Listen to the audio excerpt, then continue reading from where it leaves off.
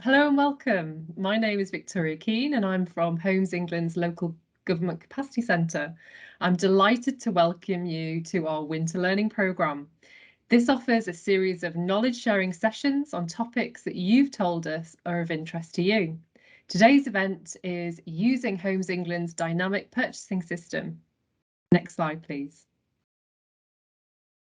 This winter learning programme is brought to you by Homes England's Local Government Capacity Centre, which launched in 2021. This slide summarises who we are and what we do. We've launched the centre following extensive research and consultation with you across local government and with a whole range of other partners to determine where authorities most need support and how it can best be delivered. I'm delighted to open this session for Homes England's Local Government Capacity Centre by showing you this welcome message from our Chief Executive, Peter Denton. As you can see, Peter is committed to ensuring Homes England supports your work and shares expertise, experience and skills to help get homes built. Next slide, please. On the screen now, you can see a breakdown of the session today. So first of all, we're going to get an overview from Andy Kitchen on the DPS. Then Natasha is going to take us through how to access the DPS. Claire is going to tell us how to use the DPS. And I'm delighted to say we've got Rebecca Pitt from Rooftop Housing, who's going to tell us all about the partner experience. Then we've got time for Q&A right at the end. So without further ado, I'm going to hand over to Andy Kitchen, Frameworks Manager at Homes England. Next slide, please. Okay, hello everyone. I'm Andy Kitchen, I'm a Frameworks Manager, and I'm going to take you through the DPS overview slides today. So next slide, please. So the delivery partner dynamic purchasing system provides a legally compliant route to procure house builders. It is used by Homes England and it's also made available to our partners to use free of charge. It was originally launched on the 6th of September and it's expected to run for 10 years and the gross development value is 20 billion. Next slide, please. So the primary benefit of the DPS is that it's a flexible commercial vehicle in comparison to a fixed duration framework, such as what we typically use, which would be a 4-year framework agreement, and that was called the delivery partner panel. So in comparison, then the DPS term is expected to be 10 years and house builders can apply at any time during those 10 years. This flexible approach enables Homes England to be more responsive to the changes in the housing market, and Homes England can also introduce new categories in response to market conditions and policy changes. Another positive of the DPS is its openness to SMEs. We want to support SME house builders by making it easier for them to work with us and have the opportunity to bid for land. This is key to enable the agency to deliver its strategic objectives to support diversification and resilience in the housing market. Currently, over 1/3 of DPS members are small to medium-sized enterprises. Next slide, please. So this slide demonstrates the usage of the forerunner to the DPS. So that was called the Delivery Partner Panel, and there was 3 versions of that, 1, 2, and 3. And these have been used extensively by Homes England and other public sector bodies over the past 11 years, as demonstrated here. So if we can go on to the next slide, please, and you will see in more detail the DPP3 usage breakdown. So this shows the number of sites awarded on the left-hand side in green and also the number of homes delivered. And I think the key point from this slide really is that if you combine the number of Homes England and other public sector homes procured through DPP3, then a figure of 37,930 homes are either in progress or already completed. Next slide, please. The delivery partner DPS is to be used to procure housing-led development. This will include all activities necessary to construct housing and associated infrastructure, marketing and sales, and transfer of freehold to eventual owners, including but not limited to the scope listed on this slide here. So we've added a link at the bottom where you can look at the scope in a little bit more detail. and that covers what's on the slide here, but also more specifics around the points that are raised there. So I would recommend following the link to review the guidance online. Next slide, please. So the DPS is broken down into different categories and geographic regions. House builders can apply to join the large, small, or both categories of the DPS. The large category is for sites delivering more than 70 homes, whereas the small is for sites delivering up to 70 homes. The small sites category provides an opportunity for SMEs, with the majority of small site suppliers being SMEs. House builders express a preference for subcategories and geographic regions. So the 5 subcategories are listed here. So there's general residential-led development, sites including conversion, refurbishment, and works to listed buildings, sites to be delivered via a construction or direct contracting approach, sites including extra care and other forms of supported living, and finally sites providing 100% affordable homes. So on the right-hand side of the slide here, we can see the geographic breakdown. So in terms of this geographic categories, applicants can select a single or multiple geographic area. The map is available on our website, so it can be viewed at any time to check which area your site is located. And it's also worth noting that Homes England do not operate in London, but the Greater London Authority has approved the addition to enable partners to access the DPS. Okay, so the membership as of the 24th of January. So there's 53 large site DPS members, 54 on the small sites category, and that's made up of 79 individual companies. And then 29 of those organisations are SMEs. And then so there was a little table at the bottom here, which demonstrates the geographic distribution of those suppliers across the sites and geographic areas. Next slide, please. So it might be quite difficult to read this slide, but it's okay because it's just a list of all of the DPS members that are currently on DPS. So of course that will continue to grow as suppliers can apply at any time, and we're receiving on average 2 applications per week. And there, in this list, there are a lot of new organisations, which shows that they're very keen to work with Homes England and our public sector partners. Okay, next slide, please. So now if we go on to the next poll, you'll be invited to answer, and the results should come up in the chat on the right-hand side. So if you could all take a look at that and start to answer the question, please. Okay, so some of the results are coming through already. So it looks like the majority are voting for OJU and Find a Tender service. And a few also voting for another framework, all DPS.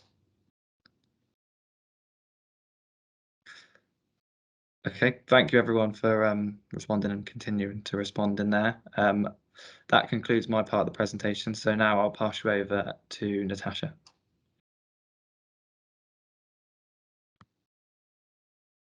Thanks, Andy. So morning, everyone. I'm Natasha Dupasani. I'm a frameworks assistant. I'll be explaining how other public sector bodies can access the DPS to procure house builders. So we've moved away from our previous system, with sign-ups now being completed electronically online via the gov.uk website. So I'll now talk you through this process. Next slide, please. So you'll be pleased to know it's a very quick, sort of easy process to sign up. There's a lot of supporting information and guidance which is available online. So we'd encourage you to read this beforehand, as it might just sort of answer any questions which you have. And as you can see, it covers what the DPS does, how to register, evaluation criteria. Next slide, please. So the first step in order to sign up will be to read through the access agreement, which again is available online, and this contains the terms and conditions which govern the usage of the DPS. You'll then need to register and create an account. So that should only take sort of around 5 minutes. And then it's just a case of completing the access agreement online, and providing details of up to 3 people from within your organisation who you wish to be registered on ProContract. So that's our e-tendering portal through which you'll advertise any opportunities and run your call for competitions. So next slide, please. So the access agreement. So as previously mentioned, it's now all completed online electronically. So therefore we can't accept any Word or PDF versions, unfortunately, via email. So we'd say please read through it carefully and before signing it, and please also ensure that it's completed with the correct information. So please make sure the name of the applicant, the role of the signatory are correct, otherwise we'll have to decline it, unfortunately. And also please ensure that it's signed by someone within your organisation who has authority to do so. So once you've successfully registered, you'll be sent an email to confirm that the users who you've provided the details of have been added to the DPS via ProContract to run call for competitions.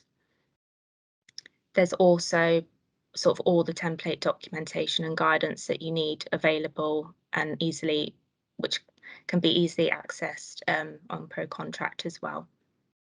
So next slide, please. So as you can see, as of the 24th of January, 25 public sector bodies have so far successfully registered to use the DPS. So it's sort of evenly split between housing associations and local authorities. And there's also a list of sort of all organisations who are eligible to use the DPS available online as well, alongside the supporting information. So I'll now hand over to Claire Barclay, who'll be covering how to use the DPS. Thanks, Natasha. Good morning. I'm Claire Barclay. I'm the DPS manager. A colleague of mine once asked about 5 years ago, when we're looking at frameworks, should we procure a DPS? I didn't have any idea of what that was at the time.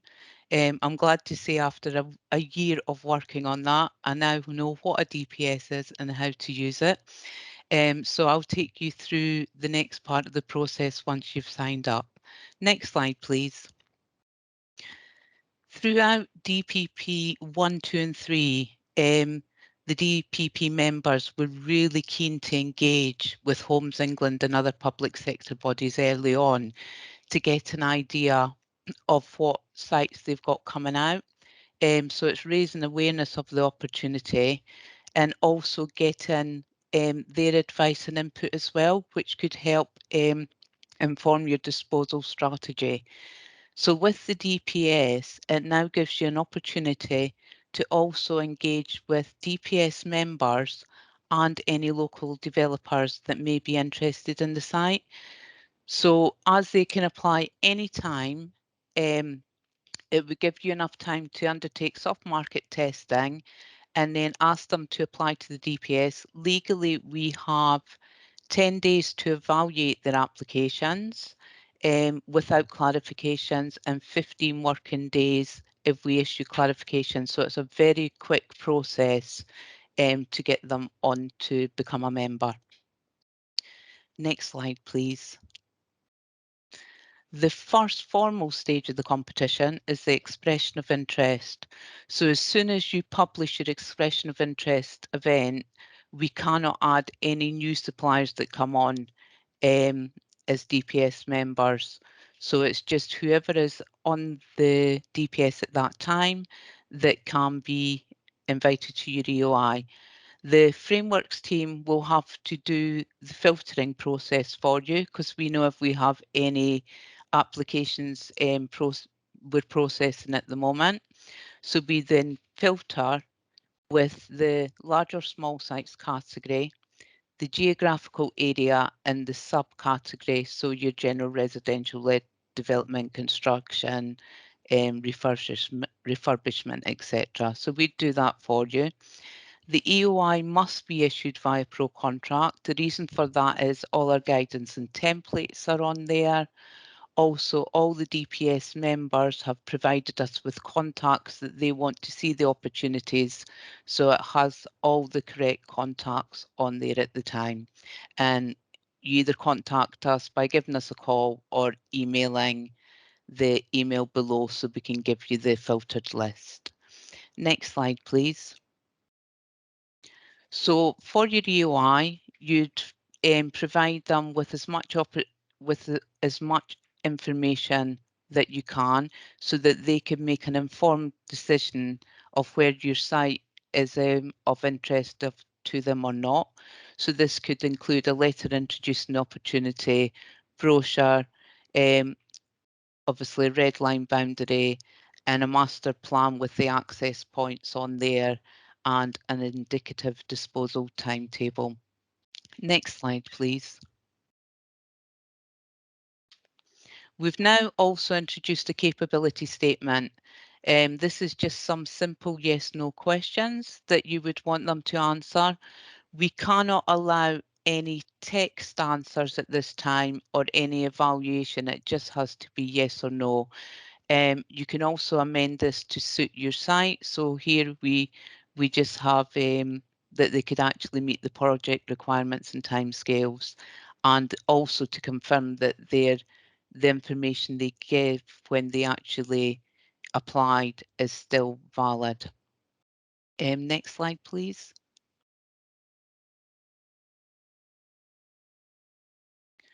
So unlike the DPP3, we can't do a sifting brief. So all of the tender documentation must be available when you go for the tender stage. There's a time and cost involvement for DPS members, and this can go into the tens of thousands.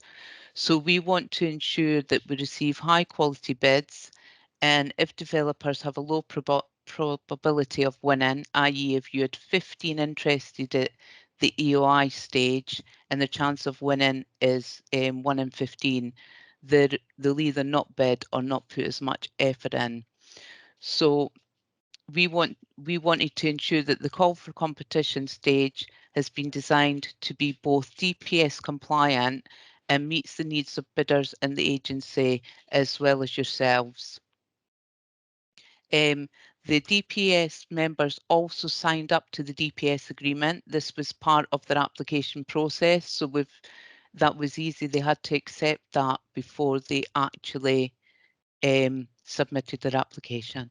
Next slide, please. So I'll just briefly go through the call for competition process for you. So you'd prepare and assemble your documentation, and where applicable, undertake soft market testing. If you've got a simple site and you know exactly what you need to do, you don't need to actually undertake this stage.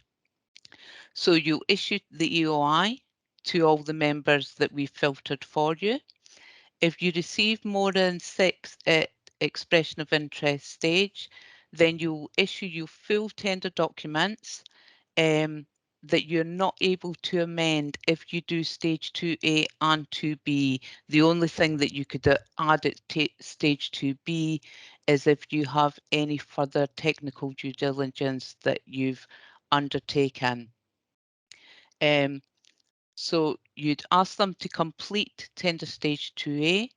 You'd then undertake an evaluation of those. For Homes England, we ask our financial due diligence team to take a credit risk check at that time. You would have to do that yourselves.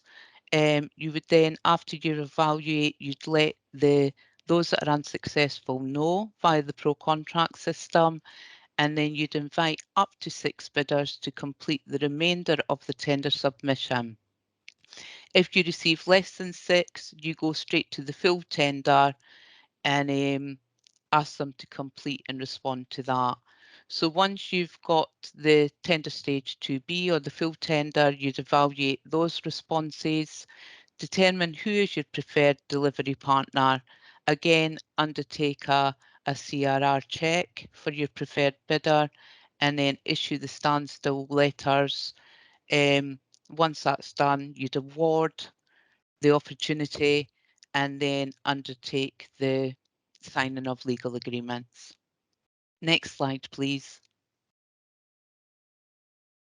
So you have your, we're asking you if you could zip your files, and there's only 3 folders. So you would have your technical pack, which is a document that introduces the opportunity, provides instructions to the bidder on what, how to bid, and explains how the submission will be evaluated. Tender forms that bidders will be required to complete, appendices such as your red line boundary plan, and also your detailed scoring methodology. Your technical pack would comprise of any technical studies and reports and details of your planning consent.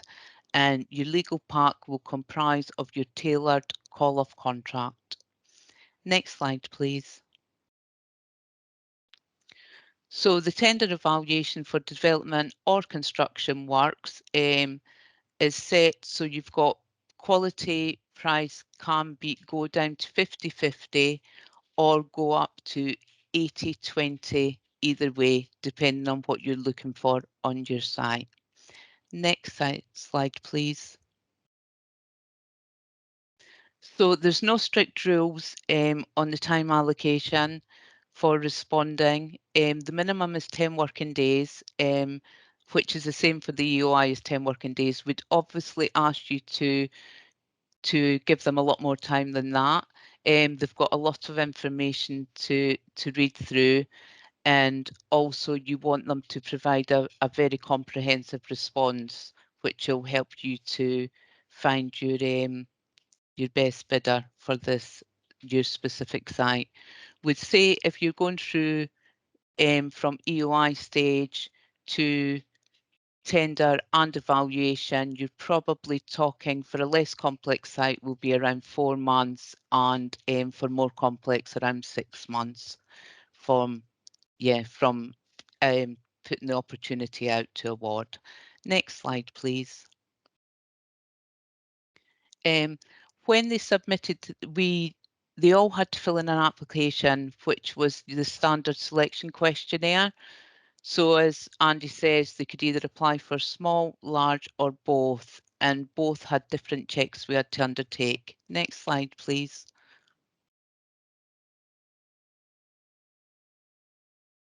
So the application was proportionate to what they were actually applying for.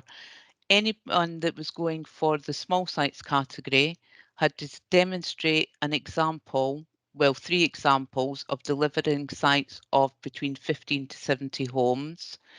And for the financial due diligence, they had to have a minimum of 4.8 million turnover and 500,000 net assets.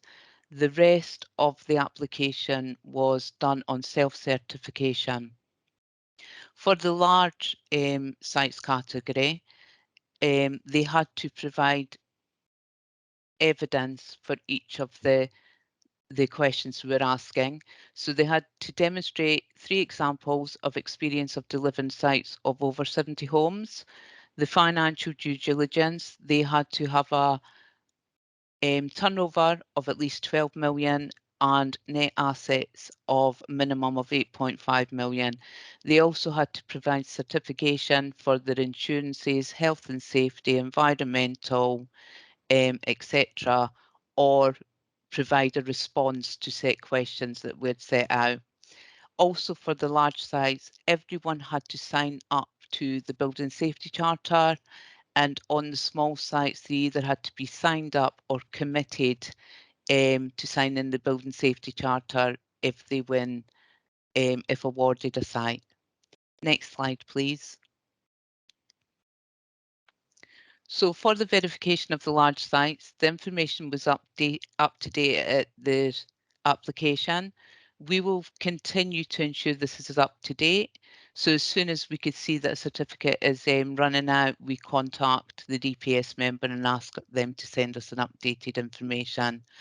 For the small sites, as it was self-certification, you would need to contact us at tender stage. We would then carry out in parallel to your procurement a verification exercise to just ensure that they are the information that they provided at application stage is up to date and correct. Next slide, please.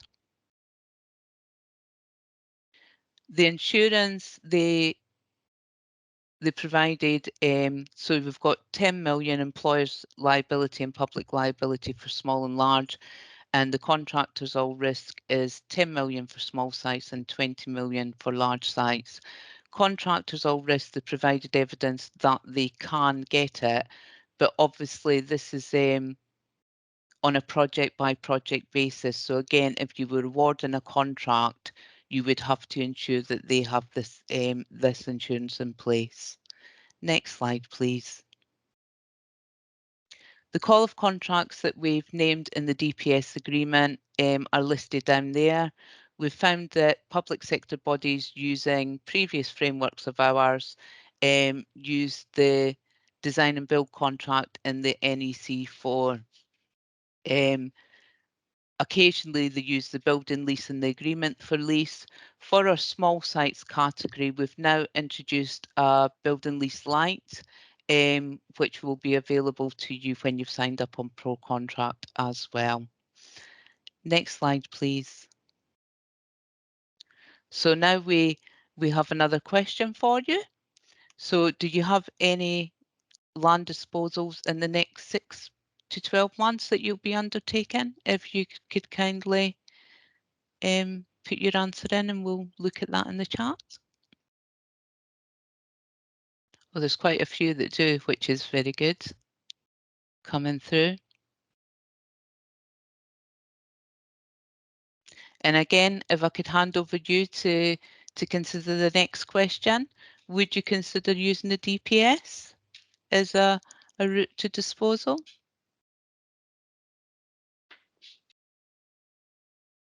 Oh, that's a very good response. That is great, thank you. Next slide, please.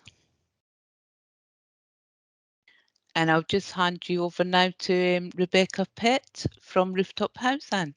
Thank you very much. Thanks, Claire. Good morning. I'm Rebecca Pitt, Head of Programme Delivery in the Development Team at Rooftop Housing Group.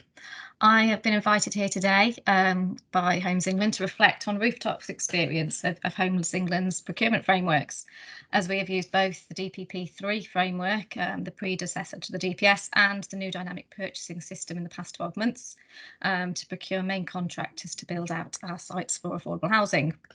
Next slide, please. So just quickly, I will give you a bit of a background on Rooftop Housing Group to give our examples some context, and I will give a brief overview on our practical experience of both the DPP3 and the new dynamic purchasing system. Next slide, please. So Rooftop is a housing association. We were established in '94 following the large-scale voluntary transfer of Wychavon District Council's housing stock, which is in Evesham and Pershore. We have since then acquired homes through a range of strategic acquisitions and also build out new homes across our operational area in South Worcestershire and North Gloucestershire. We currently own about 6,700 homes for rent and shared ownership, the majority being for general needs, but we also provide homes for older people, key worker accommodation, support services for young people in North Gloucestershire, and we've also got a couple of sites for gypsy and travellers, and another underway. So we've got an ambitious development programme for our size, and we use Homes England funding to deliver high quality new build affordable homes with a target to deliver 1,000 homes by the end of March 26. A new home delivery for us is predominantly land led. as opposed to a Section 106 acquisition. So we like to purchase the land, we like to secure planning permission and procure a main contractor to build it out for us. So next slide, please.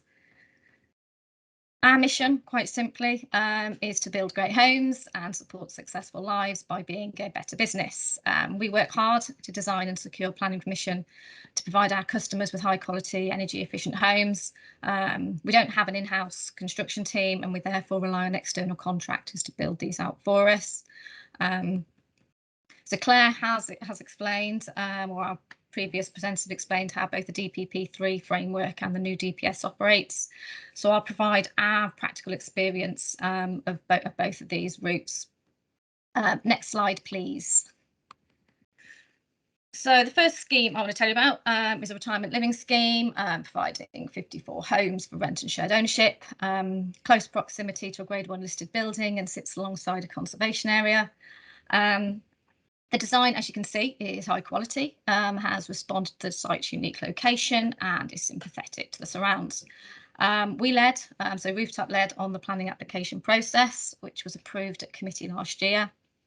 And we have procured a contract to deliver this scheme through the DPP3 framework.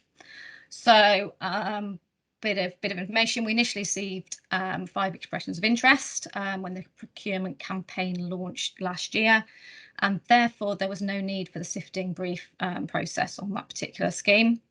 And during the tender process, 3 contractors subsequently withdrew or dropped out owing to capacity issues.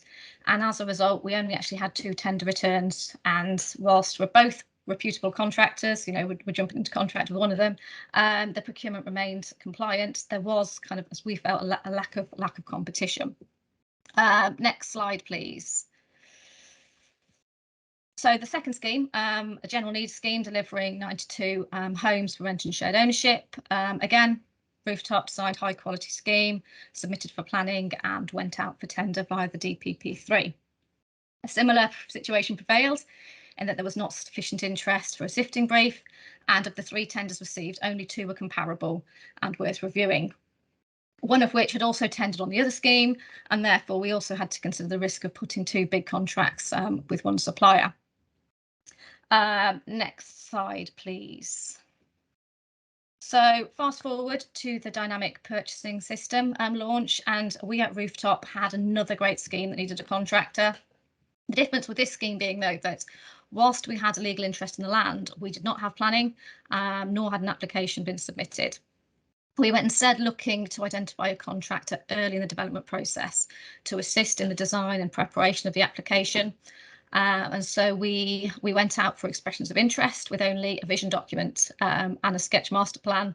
And pleased to say we have received a really healthy level of interest from contractors registered on DPS, which is a great indicator considering how early we are in the process. We're now preparing the invitation to tender pack, which we're going out very shortly.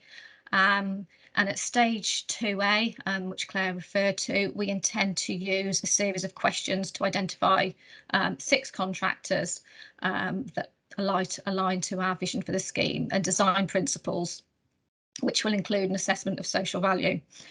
At stage 2B, we will be expecting contractors to not only provide an indication sort of build costs, but also to prepare a site layout, house types, and detailed proposals on how they will deliver a zero carbon scheme for us. We expect to take the preferred contractor on a journey with us through the planning process and onto sites, and take advantage of their in-house design and construction expertise to design a scheme that's cost effective to build as well as high quality and sustainable. i.e., hopefully we won't have contractors telling us that, you know, if you designed it this way, you could have saved yourself loads of money. So fingers crossed this route is the way to go. Next slide, please. So what do we like about DPS so far? Well, firstly, as there is flexibility for contractors to be added any time throughout the 10 years of DPS, we expect the pool of contractors to ever increase. And as a result, we as a buyer are not restricted to a certain number of suppliers as was previously the case. We hope to be able to engage with new contractors as well, so that we don't have the same usual suspects tendering for our schemes. No offence to the usual suspects, but as they provide a great service. But as we move forward towards zero carbon homes, utilising innovative technology and modern methods of construction, there is something exciting about working with some new contractors that challenge some of the norms we have become familiar with. There are already some SMEs registered on the DPS, but we will encourage others that we already work with to get involved so that we and others can engage with them earlier in the development process. This has the advantage of providing cost certainty as a buyer, in that we can seek project approval from our board, knowing that the scheme has been costed by a contractor using real-time information. The 2 rooftop schemes that I referred to earlier that went through the DPP3 have just had to have a revised board approval owing to costs being higher than anticipated. And to be fair, this is more than likely as a result of the cost increases currently being experienced by the sector. However, if we had a contractor on board throughout the design process, we can openly monitor costs and include fluctuation clauses where necessary. The contractor, as a key stakeholder in the design process, can also advise on buildability and cost engineering opportunities throughout the design stage to minimise costly design features and details that will be expensive in reality to include and deliver. Next slide, please. So finally, what about next time? We've always been loyal to Homes England frameworks, and the DPS will be no different. I expect our use of the DPS to only increase, in all honesty, with time as the number of contracts increases. I mean, we're a small association. We generally deliver schemes that are between sort of 20 to 60 units, and therefore it is great that a small site category is available. We also like to use SMEs, as they employ local labour and subcontractors and are genuinely quick to address defects. So we'll promote the DPS to our familiar contractors in the hope that we can use the DPS as a procurement method for more sites, whilst giving them the opportunity to grow their client base as well. We like the benefit of being able to identify a contractor early and the greater cost certainty that this provides. We are also able to retain control over the design and the quality expectation as the client and end users, as well as opposed to having this dictated to us, as is the case when we procure through traditional package deals. We hope to take advantage of their expertise and any specialisms to design schemes that are high quality but straightforward to build out, and embrace those contractors that provide us with an innovative build solution that utilises modern methods of construction.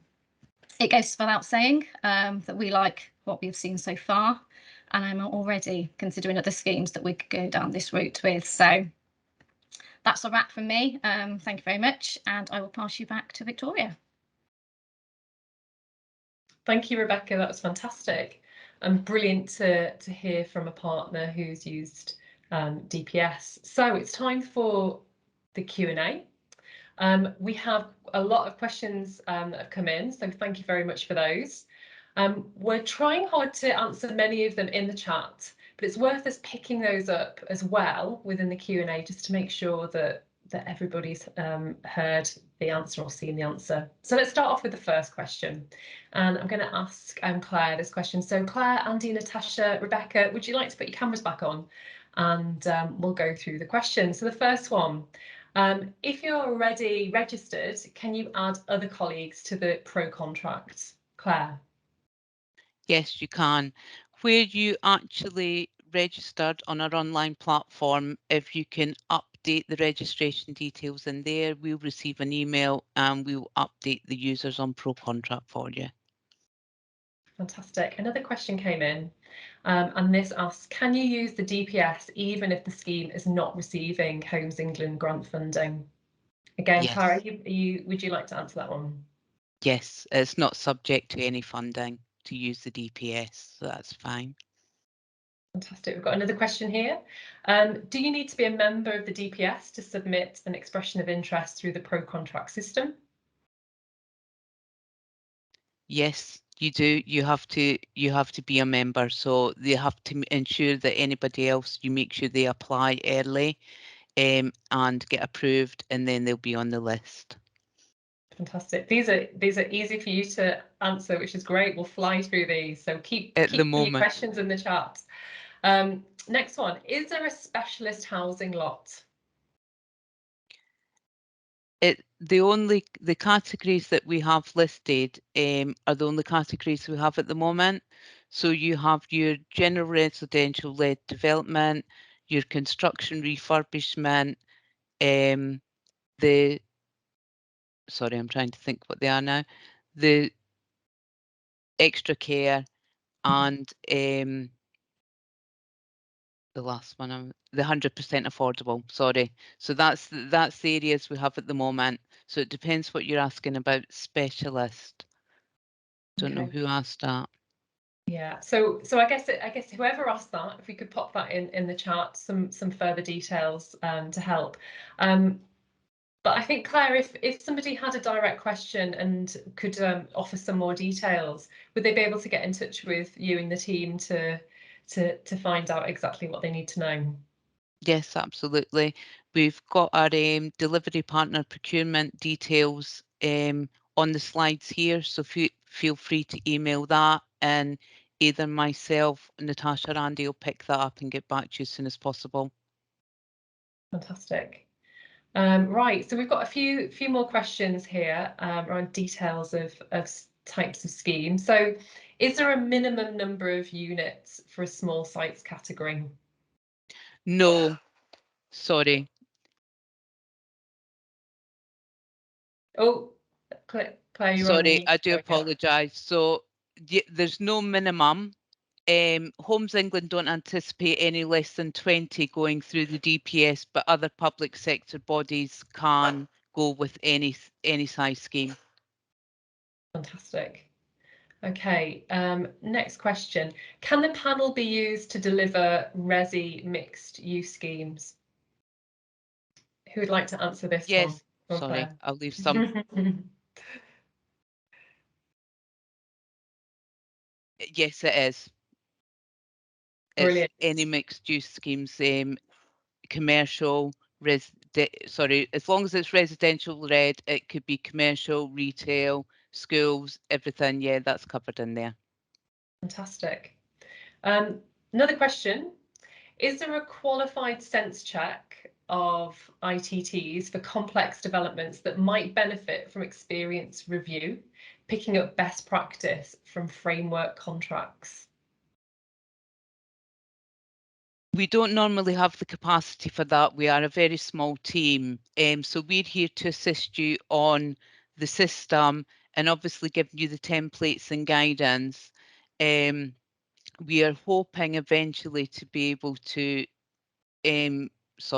save more best practice and be able to assist further, but we can have a quick scan if we're not too busy and have a look at your procurement documents, but we wouldn't be able to give you a lot of time on there, I'm afraid. We'd really give you the system, give you all the tools to use it, and then leave you to run your own procurement. Okay, fantastic, that's clear. There's another question here. Can a standard JCT contract be used? Is that another one for you, Claire? We don't actually use those contracts, so it's the JCT design and build, but I'm not sure if it's just the standard one. I would have to check that out and come back to you on that one. Okay, fantastic. Right, so we have a question here for Rebecca, and it says, I'd be interested to know what type of contracts have been most successful in your schemes from a cost control and delivery on time perspective. So genuinely, we previously usually use a JCT design and build contract 2016, but obviously as we're kind of moving through the pandemic, we are just at the mercy of the market from a cost point of view. With the scheme that I mentioned that's going through the DPS, we will be looking to use Homes England Building for Lease and Agreement to Lease as a method to maintain control of that project going forward, because we are at such an early stage, and we do realise the difficulties going forward with such a large scheme and how costs can change over the timings. Okay, brilliant. Thank you. We've got another question here, and I think this one is for Claire and team. And it says, are mid-tender or clarification interviews allowed to take place within the process? Sorry, I'm just going to say yes. Well, Rebecca actually answered the question previously about the JCT, because it is a JCT design and build, so that is allowed. I do apologise for that.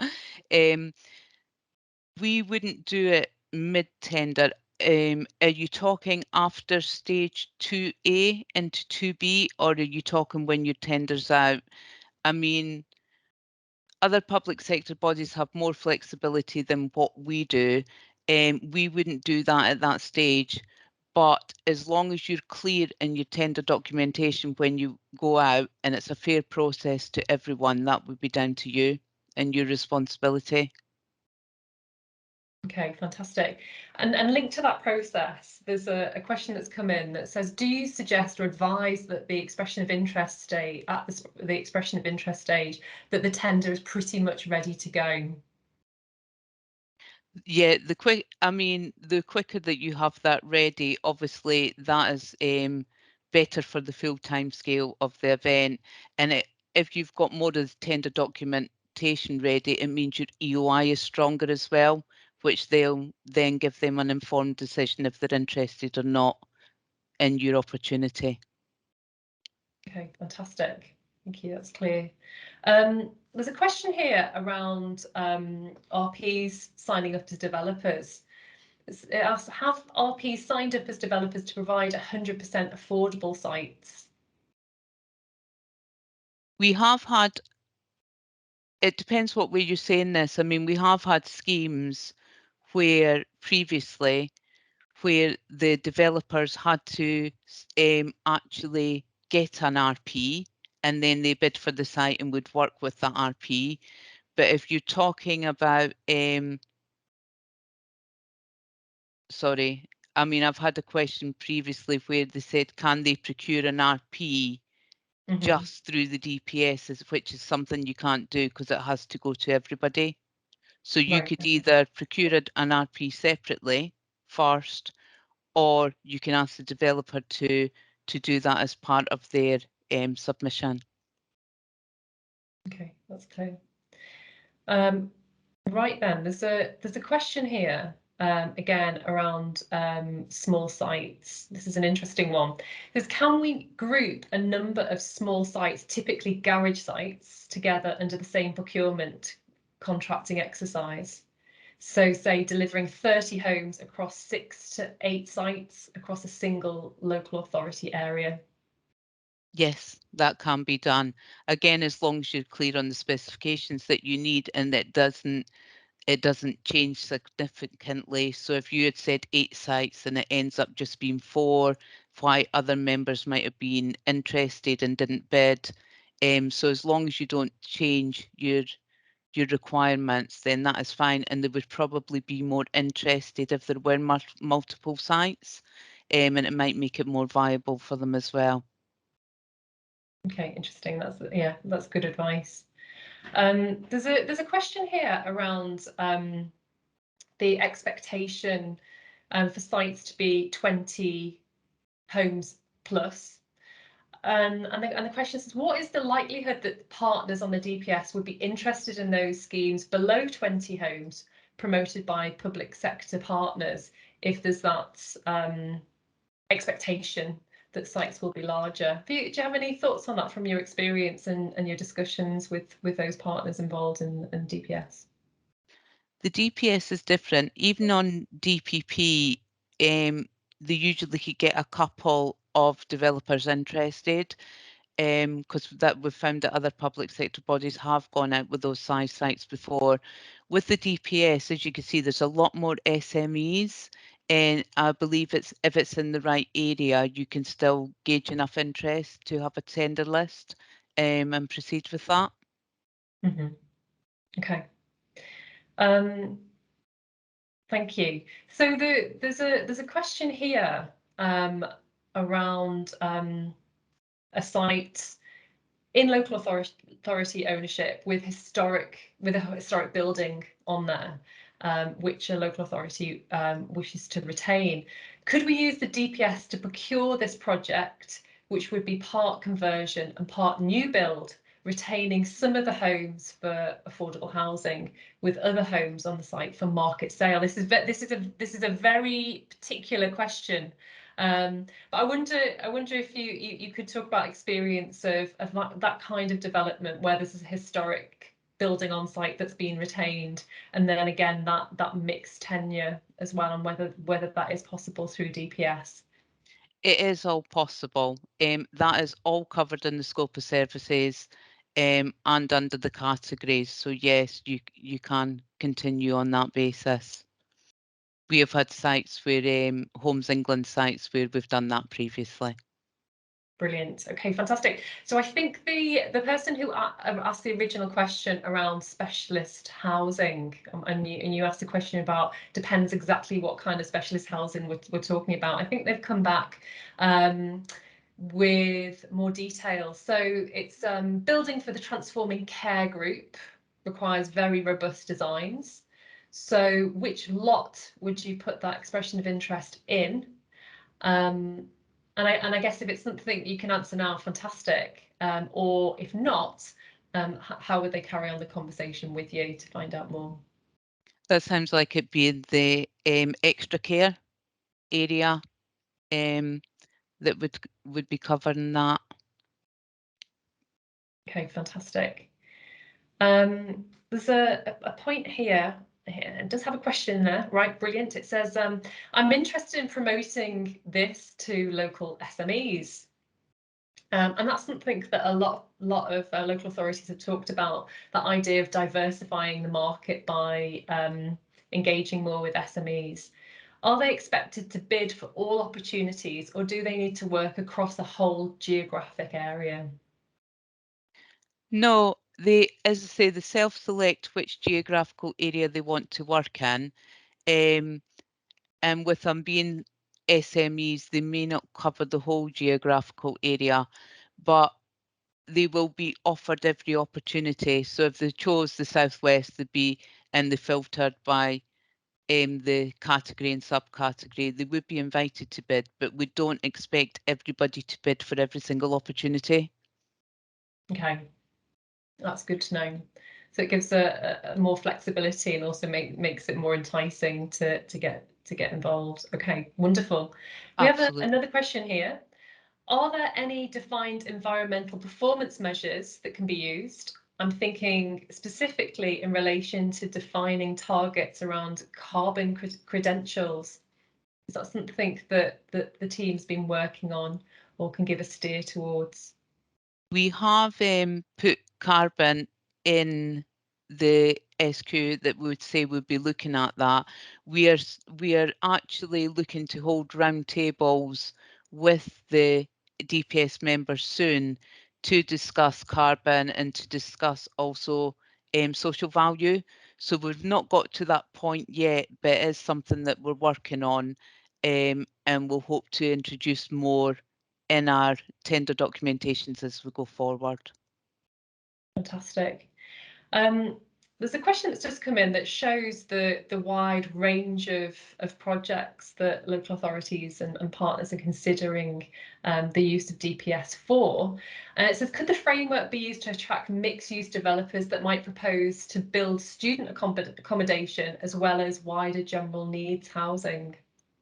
That's also allowed. We've made it as wide and vast as we possibly can to hopefully procure, as long as it's residential led, that's all covered in there now as well.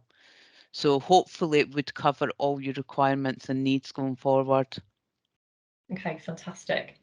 This next question is really about the nuts and bolts of the process. And it's a query saying, you said that there is no sifting brief stage, but this person's not clear on the stage 2A to 2B process and how the initial expressions of interest are narrowed down to 6 bidders. Is there any steer you can give there? So the expression of interest, you could have any amount of bidders. So you could have 15, 20. The stage 2A of the tender is, sorry, I'll go back a bit. For the DPP, what we did is a sifting brief, which may be 3 to 5 specific questions relating to your site that the bidders then responded to.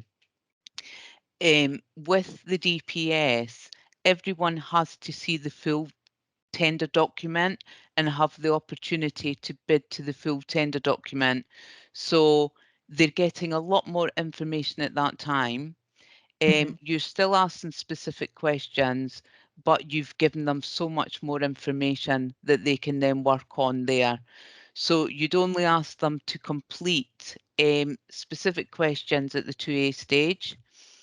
And then obviously, if they are not answered them very efficiently and effectively, then they wouldn't make it to the next stage. But if you think a bit, if they had answered the full tender documentation at that stage, they're putting a lot of more time, money and effort into that, where they would have probably been unsuccessful anyway.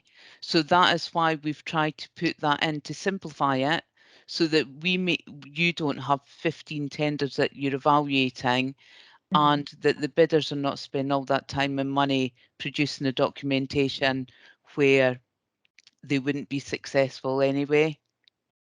Brilliant. That's really clear. Thanks, Claire. There's a question here that I think would be nice to hear Rebecca's thoughts on. Hope you don't mind, Rebecca. And it says, just a general question about contractor interest. So I think from your experience, Rebecca, this would be great to hear from you. Is anyone finding they're getting very few bids for tenders? So Rebecca, are you finding that? And that the costs coming in are far exceeding the budget set? Yeah, as I mentioned earlier, I mean, I think we're a victim of the pandemic and the ongoing uncertainty at the moment. That you know, material costs, skill shortages, Brexit. But yeah, I would agree. I mean, the two DPP3 schemes that I mentioned, I think we were surprised at sort of the results that we got. In terms of, you know, the competition, you know, we're getting 2 tenders coming back on a really high profile and well-designed scheme, which normally you'd have contractors, you know, a significant amount of interest in. And a lot of it comes down to capacity, as the feedback we're getting. You know, you want us to spend lots of time preparing this tender return. We've got so many other opportunities out there that we're having to be really selective about what we submit tenders for. And ultimately, yeah, costs as well. I think we've just got to, as an organisation, I mean, I know we're doing sort of plenty of research, considering risks around build costs, and hopefully things are going to get better. Things are settling down, but yeah, just a victim of the pandemic, unfortunately, at the moment, and time will tell. Okay, fantastic. Do you have any practical steps that you, as an organisation, you're taking, or any advice? Things collectively that could be done or could be considered? I think it's new schemes that are coming out the ground, that are going out to tender at the moment, where that biggest uncertainty lies. And I think that's where we're looking at the DPS going forward, in terms of actually get that contractor on board sooner rather than later, so we can have that ongoing dialogue around what costs are looking like, how we design it, how we from a buildability point of view, so that we can kind of keep that cost at the forefront of our minds, so that we're not getting approval now only to find out 12 months, 2 years later that we've got to go back to the drawing board. So that's why I think we're looking, especially at this first opportunity that I mentioned, yes, to get that contractor on board sooner rather than later. Fantastic. Thank you. Wonderful. I've got one last question for Claire and team. And I'd like to ask everyone to stay with us, because we really want to hear from you in terms of how we've done, but also what we can do for you at future learning sessions. So this last question for Claire. Can the DPS be used for 2-stage tendering? I think that has been mentioned previously, but for completeness, let's answer this question. Claire, would you like to come in on that? No, cannot be used for 2-stage tendering at all. Okay. very easy answer there. Thank you. Wonderful. Thank you so much to everyone for putting their questions in. Hopefully we've had a really good go at answering as many as possible. What I would like to do is go on to the next slide. And we're going to go through some take-home messages that you can take home and share with colleagues and team members. And then we'll have a look at some feedback that you can give to us. So you'll see here, this is a slide that will come with the slide deck that we'll share with you in the next week. We're also, as we said, we're recording this session. It'll be edited and shared in the spring. But in the next week, you'll get the slide deck and these key messages. So there's some top tips from the team here, from Claire, Natasha and Andy, and some organisation information online that will hopefully help you. So thank you so much for attending today. We really appreciate your support. We appreciate your feedback.